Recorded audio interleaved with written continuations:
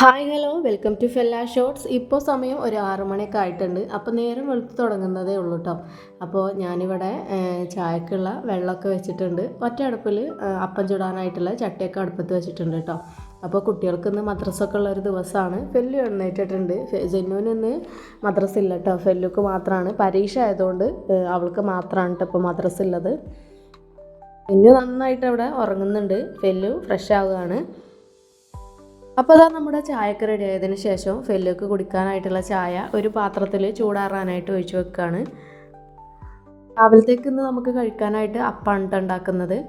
സാധാ അപ്പാണ് കേട്ടോ. ചൂടാനുള്ള ചട്ടി അവിടെ ചൂടാകാനായിട്ട് ഗ്യാസ്മേൽ വെച്ചിട്ടുണ്ട്. ഇനി അവൾക്ക് ചായ എടുത്ത് കൊടുക്കുകയാണ്. നമ്മുടെ തമ്മിൽ പറഞ്ഞ പോലെ തന്നെ നമ്മുടെ ജോലി തീരാത്തതായിട്ട് നിങ്ങൾക്ക് തോന്നാറുണ്ടോ?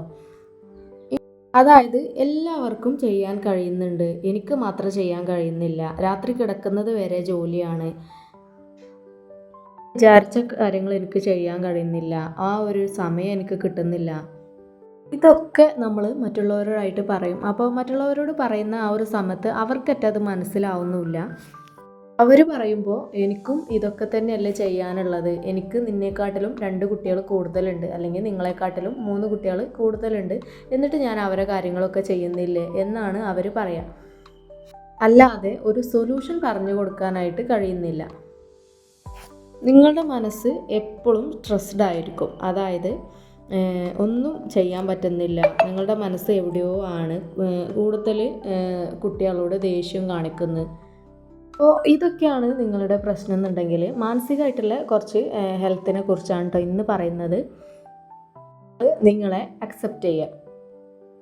സ്പീഡിൽ ചെയ്യാൻ കഴിയുന്നില്ല, എനിക്ക് ആക്കം പോലെ ചെയ്യാൻ കഴിയുന്നുള്ളൂ എന്നുള്ള കാര്യം നിങ്ങൾ അങ്ങോട്ട് അംഗീകരിക്കുക. അപ്പോൾ നമ്മളെ മനസ്സിൽ ഒരുപാട് ചോദ്യങ്ങൾ വരും. എന്താണ് എനിക്ക് കഴിയാത്തത്, എന്താണ് ഇതാക്കുക, ആ ചോദ്യങ്ങൾ ഒഴിവാക്കാൻ വേണ്ടിയിട്ടാണ് ഇത്. നിങ്ങളെ തന്നെ അക്സെപ്റ്റ് ചെയ്യുക.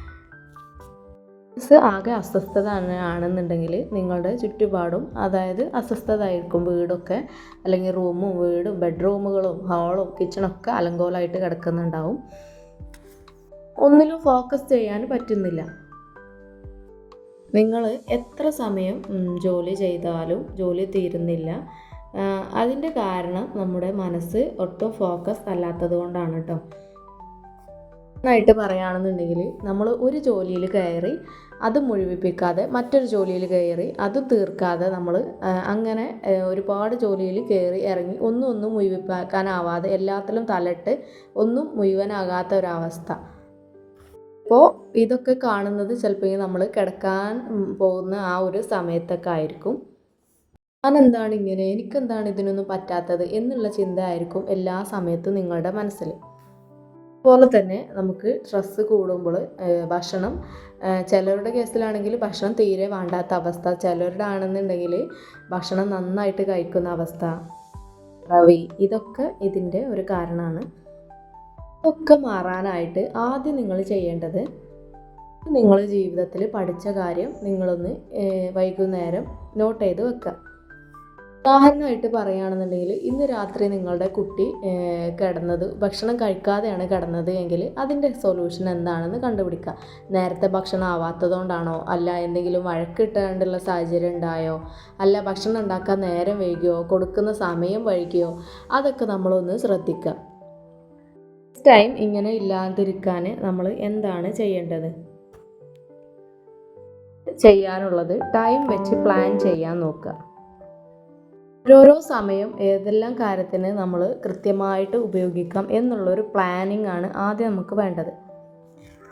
എഴുതി വെക്കുക. നമ്മൾ ഈ എഴുതി വെക്കുന്നതൊന്നും ആരോടും പറയേണ്ടതില്ല. ചിലപ്പോൾ നിങ്ങൾക്ക് കളിയാക്കൽ കേൾക്കും. ഓരോ കുഞ്ഞു കാര്യങ്ങളും നമുക്ക് പ്ലാൻ ചെയ്യാം. അടുത്തതായിട്ടുള്ള ഒരു കാര്യം എന്ന് പറയാനുള്ളത്, നമുക്ക് എന്തെങ്കിലും ലക്ഷ്യങ്ങൾ ഉണ്ടാകാം. അതായത് വലിയ വലിയ ലക്ഷ്യങ്ങൾ ഉണ്ടാവണം എന്നല്ല, ഇപ്പോൾ കുഞ്ഞു കുഞ്ഞു ലക്ഷ്യങ്ങൾ. അതായത് ഇപ്പോൾ നമ്മുടെ ജോലികളൊക്കെ തീർത്തിട്ട് നല്ലൊരു കോഫി ഉണ്ടാക്കി കുടിക്കുക. അല്ലെങ്കിൽ എൻ്റെ ജോലി തീർന്നതിന് ശേഷം ഞാൻ ഈ ഒരു ബുക്ക് വായിക്കും, അല്ലാന്നുണ്ടെങ്കിൽ ഇന്ന കാര്യങ്ങൾ കേൾക്കും, അല്ലാന്നുണ്ടെങ്കിൽ നമ്മൾ ഖുർആൻ ഓതും, അല്ലെങ്കിൽ എന്തെങ്കിലുമൊക്കെ നല്ല നല്ല കാര്യങ്ങൾ ക്രാഫ്റ്റ് ചെയ്യും എന്നുള്ള ചെറിയ ചെറിയ ലക്ഷ്യങ്ങൾ നമ്മൾ വെച്ചിട്ട് നമ്മളെ ജോലികൾ തീർക്കാനായിട്ട് ശ്രമിക്കുക.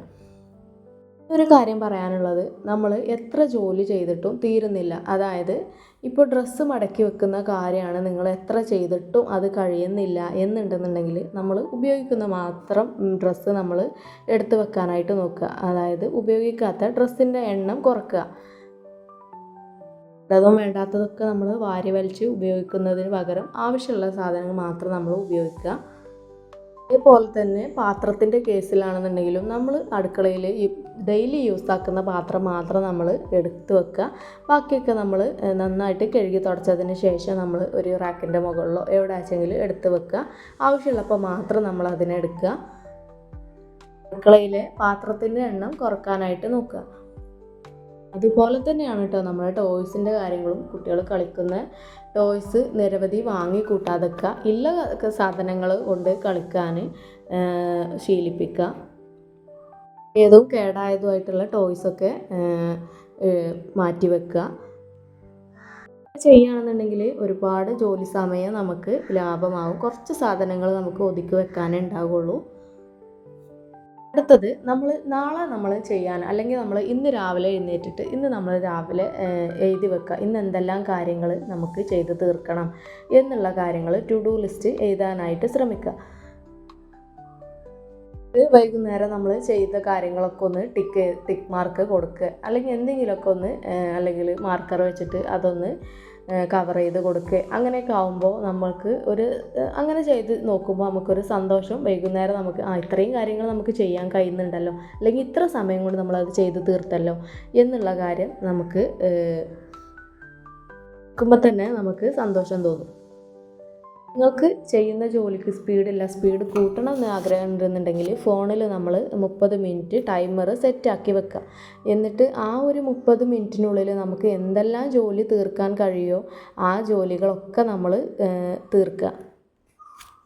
ആയിട്ട് നമ്മുടെ കിച്ചണ്, ബെഡ്റൂം, ഹോള്, നമ്മുടെ വീടിൻ്റെ ചുറ്റുപാട് ഒക്കെ നമ്മൾ ക്ലീനാക്കി വെക്കാനായിട്ട് നോക്കുക.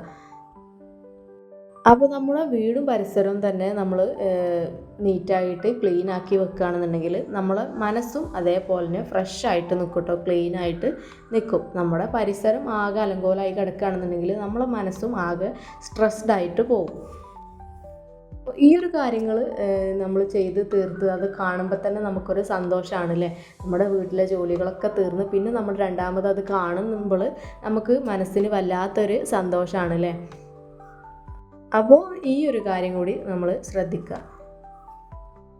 നിങ്ങൾ ഒരുപാട് വലിയ വലിയ ലക്ഷ്യങ്ങളുള്ള ആളാണെന്നുണ്ടെങ്കിൽ നിങ്ങൾ ഏതൊരവസ്ഥയിലാണോ നിൽക്കുന്നത് വെച്ചെങ്കിൽ ആ ഒരു അവസ്ഥയിൽ നിന്ന് തന്നെ നമ്മുടെ ലക്ഷ്യങ്ങൾ നമ്മൾ നിറവേറ്റാനായിട്ട് നോക്കുക. നമുക്ക് നമ്മുടെ പഠനം നമുക്ക് വീണ്ടെടുക്കണം എന്നുണ്ടെങ്കിൽ, വിദ്യാഭ്യാസം നമുക്ക് ഇനിയും പഠിക്കണം എന്ന് നമുക്ക് ആഗ്രഹം ഉണ്ടെന്നുണ്ടെങ്കിൽ അത് കണ്ടിന്യൂ ചെയ്യാം. അല്ല നിങ്ങൾക്ക് ഇംഗ്ലീഷ് പഠിക്കണം എന്നല്ലേ, സ്പോക്കൺ ഇംഗ്ലീഷ് പഠിക്കണം എന്ന് ആഗ്രഹം ഉണ്ടെന്നുണ്ടെങ്കിൽ അത് വീട്ടിലിരുന്നിട്ട് തന്നെ നമ്മൾ കണ്ടിന്യൂ ചെയ്യാം. കുഞ്ഞുങ്ങളുള്ളവരാണെങ്കിൽ പോലും വീട്ടിലിരുന്നിട്ട് അതിനൊക്കെ കുഞ്ഞു കുഞ്ഞു ചുവടുകളായിട്ട് വെക്കാനായിട്ട് ശ്രമിക്കുക. നമ്മുടെ ആഗ്രഹങ്ങൾ സഫലീകരിക്കാനായിട്ട് നോക്കുക.